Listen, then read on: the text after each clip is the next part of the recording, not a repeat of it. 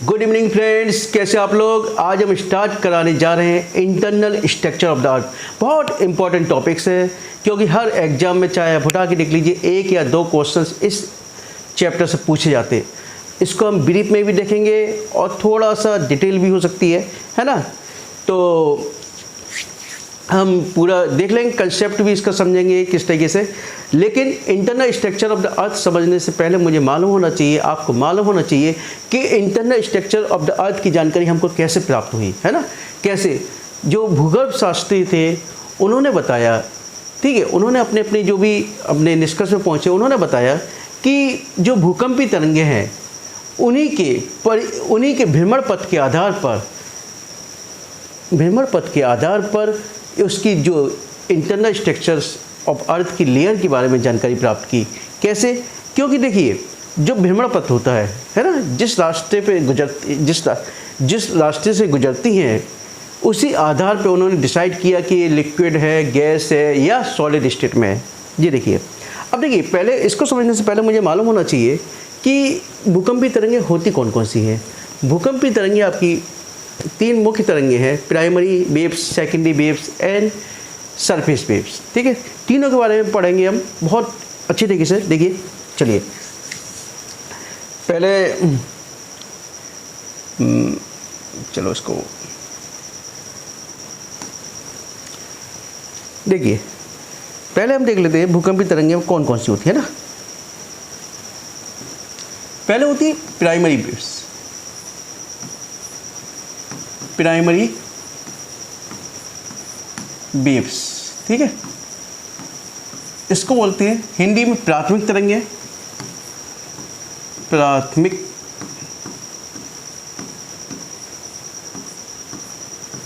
तरंगे, ठीक है, और इन्हीं तरंगों को हम लॉन्गिट्यूडिनल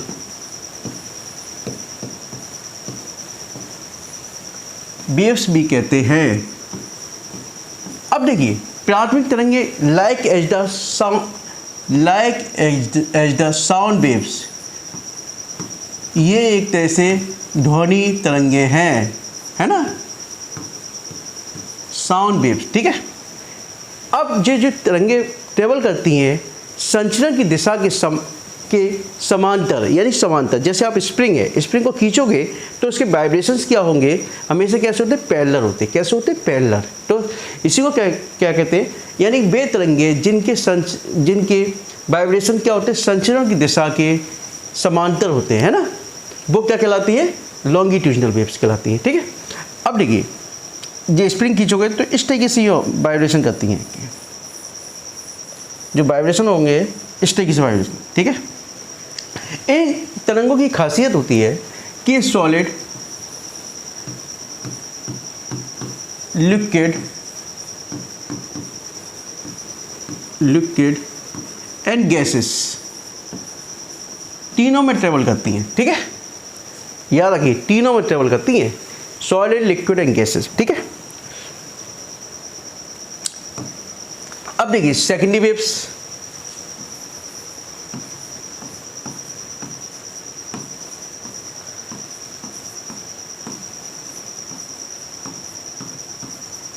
अब सेकेंडरी वेव्स जो है आपकी, इनको वैसे हिंदी में द्वितीयक तरंगे हैं, ठीक है, या ट्रांसवर्स, इंग्लिश में वेव्स, और हिंदी में इनको अनुप्रस्थ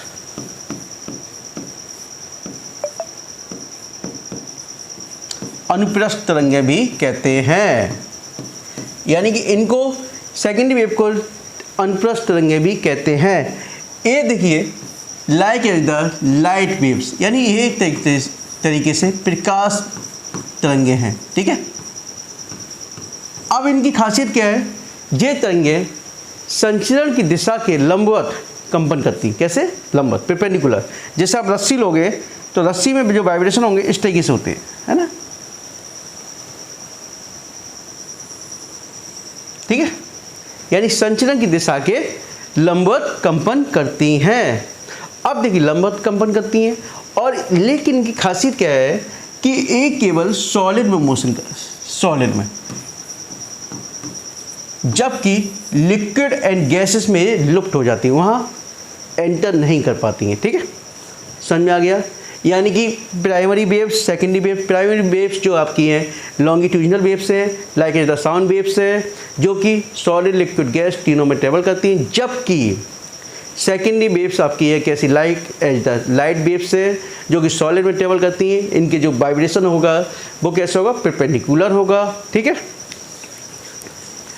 अब देखिए सरफेस वेव्स, सरफेस वेव्स आती तो सबसे बाद में है, यानी कि जब भूकंप आता है तो आती तो सबसे बाद में है, लेकिन इसकी जो क्षमता होती है हानि पहुंचाने की वो सबसे ज़्यादा होती है, यानी सबसे बाद में आती हैं, लेकिन सबसे ज़्यादा हानि यही तरंगें पहुंचाती हैं। जो सरफेस वेव्स होती हैं, सरफेस वेव्स है ना, वो आती तो सबसे बाद में है, लेकिन हानि सबसे ज़्यादा पहुंचाती हैं। अब देखिए कभी किसी भी स्थान में भूकंप आता है ना, तो भूकंप आता है तो क्या करते हैं हम लोग, देखिए हम कुछ नहीं करते, देखिए पहले इस तरीके की वेव्स आती है ना, इस तरीके से वाइब्रेशन होता है, लेकिन कुछ समय बाद वाइब्रेशन इस तरीके से बढ़ता है ना, लेकिन फिर थोड़ी सी गति, थोड़ी सी समय के बाद फिर वाइब्रेशन यूँ होता है। ठीक है, अब ये देखिए, यानी कि जब वाइब्रेशन इस प्रकार का है तो ये इस समय कौन सी वेव्स है यहाँ पर, प्राइमरी वेव्स, यानी प्राइमरी वेव्स है ना। अब दूसरी जब थोड़ी सी स्पीड बढ़ी, इस पर देखिए वाइब्रेशन और ज़्यादा बढ़ा, तो ये कौन सी, सेकेंडरी वेव्स है।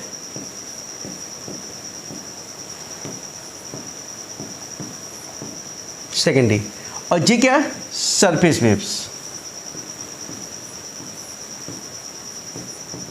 ठीक है, ठीक है, आपने प्राइमरी, सेकेंडरी और सरफेस वेव्स देख लिया।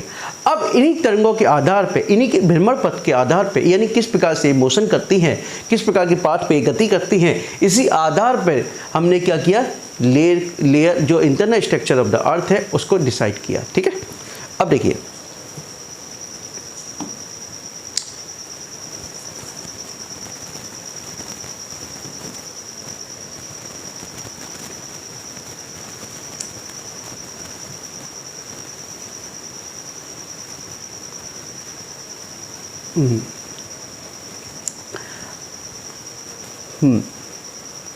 Internal structure of the earth को मैंने बताया आपको, यानी कि भ्रमण पथ के आधार, जे मानी प्राइमरी वेव्स हैं, जे आ रही हैं और ये टकरा के इस तरीके मुड़ जाती हैं, इस तरीके से।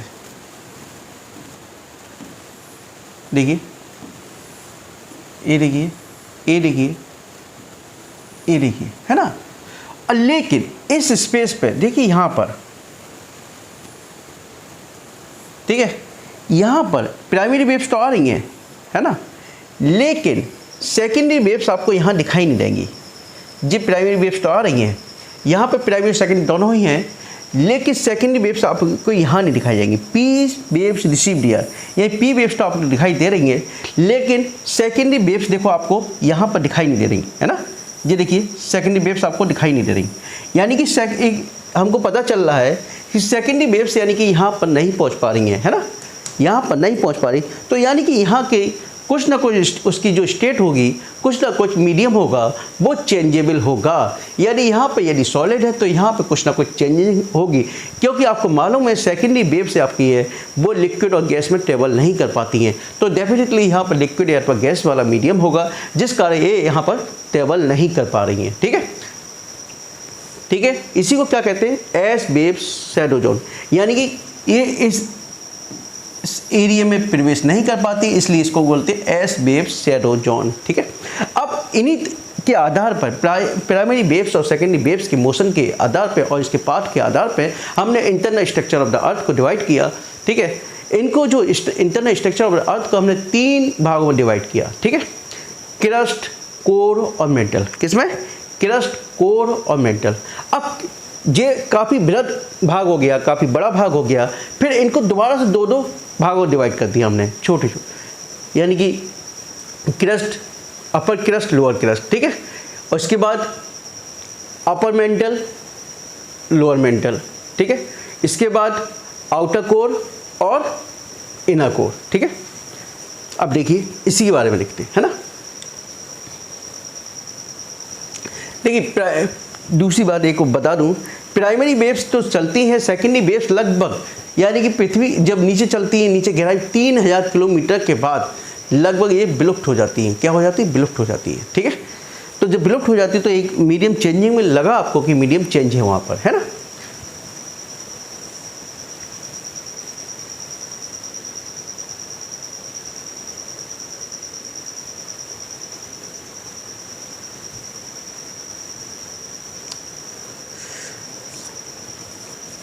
अब ये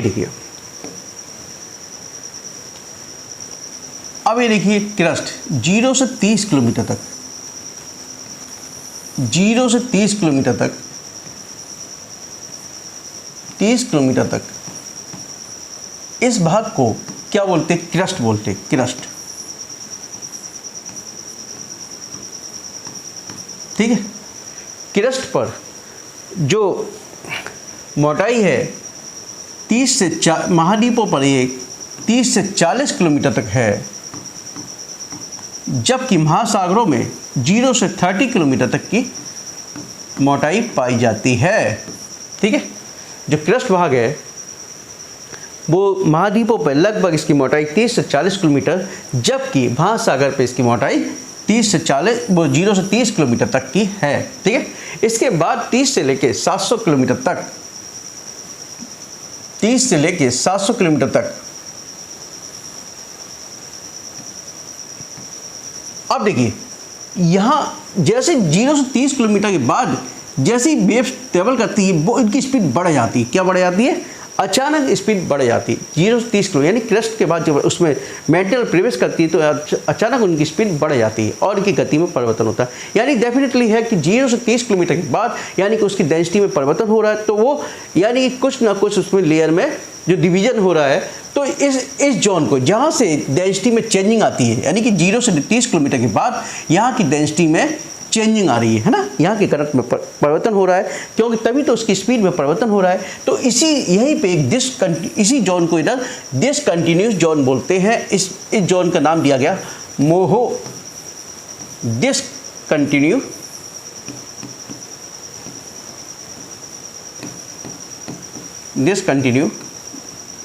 जोन, ठीक है।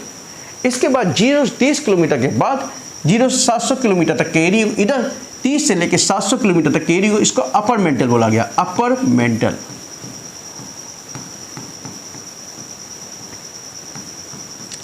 और इसको लोअर मेंटल। ये 700 से लेकर 2900 किलोमीटर तक है, 700 से लेकर 29, कहाँ तक? 2900 किलोमीटर, ठीक है, 2900 किलोमीटर, ठीक है। अब 2900 किलोमीटर के बाद अचानक से फिर उसकी गति में परिवर्तन आता है वेव्स की, ठीक है। वेव्स में परिवर्तन आता है और इसकी स्पीड कम हो जाती है ना, उसकी जो मोशन की स्पीड है वो कम हो जाती है। तो यानी कि यहाँ भी डेंसिटी में परिवर्तन हो रहा है। तो इस जोन को यहाँ जो डेंसिटी में परिवर्तन हो रहा है, यानी तो इस जोन को यहाँ पर क्या बोलते हैं? यानी कि मेंटल से कोर की ओर, मेंटल से कोर की ओर जो चेंजिंग आ रही है इसको बोलते हैं गुटेनबर्ग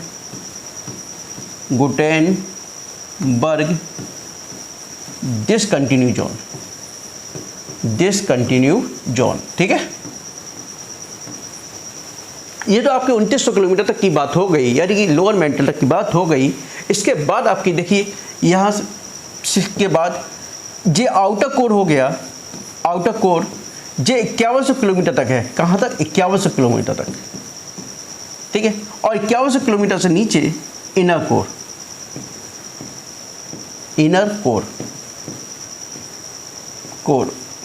और ये है 6370 तक, 6370 किलोमीटर। और देखिए जब ये आउटर कोर से फिर इनर कोर के मध्य में इनकी डेंसिटी में चेंजिंग आती है, इधर डिसकंटिन्यू जोन को नाम दिया गया लेहमैन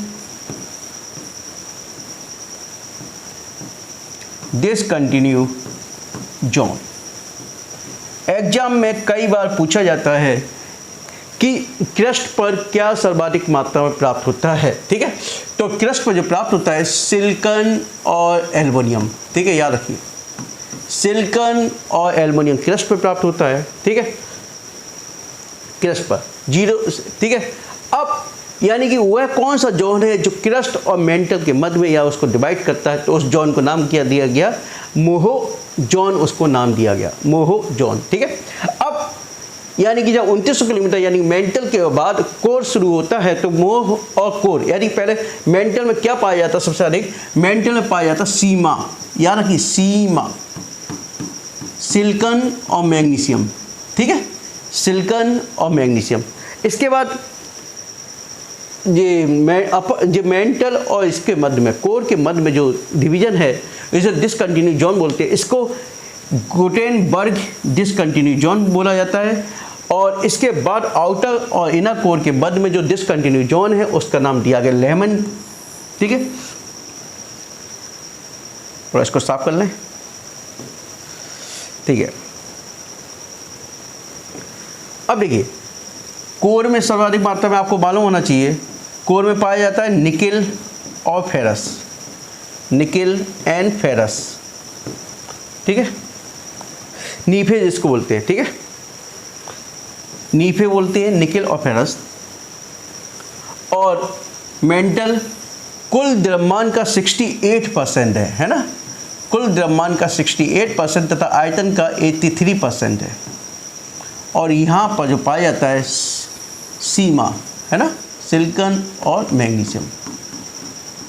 और यहाँ आपको मैंने बता ही दिया आपको क्या पाया जाता है, सियाल, सिलिकॉन और एल्युमिनियम। ठीक है, ये आपका internal structure of the earth था। ठीक है, और बहुत इंपॉर्टेंट टॉपिक्स है। इसके अंदर मैंने आपको बताया कि कौन कौन सी वेव्स है जो इस पर सबसे ज़्यादा इफेक्ट करती है, किस आधार पर आपने इसको स्टडी किया। ठीक है, अब देख जो इसमें दिया हुआ है उसी को अब थोड़ा एक बार देख लेते हैं, है ना।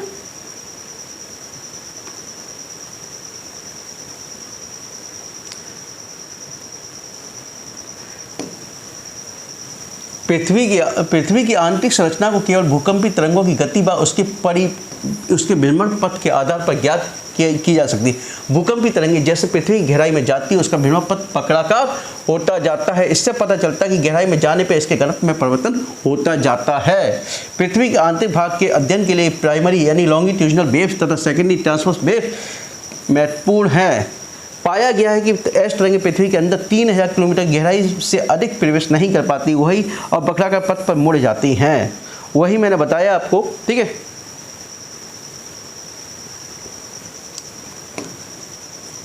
प्राइमरी वेव्स 3000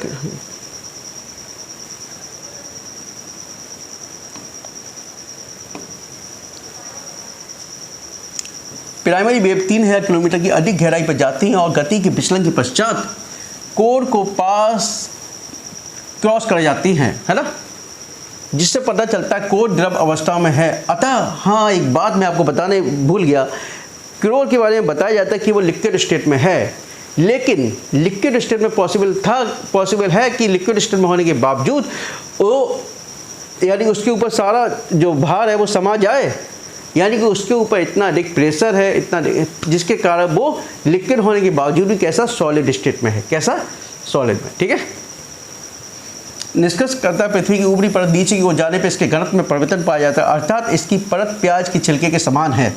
अतः भूकंपी तरंगों के आधार पर पृथ्वी के आंतरिक भागों को 3 भागों में डिवाइड किया गया और पुनः बृहद मंडल को भागों को 2-2 उपमंडल में डिवाइड किया गया है। जहाँ घनत्व के आधार पर अंतर पाया जाता है तब दूसरी परत शुरू हो जाती है। इस प्रकार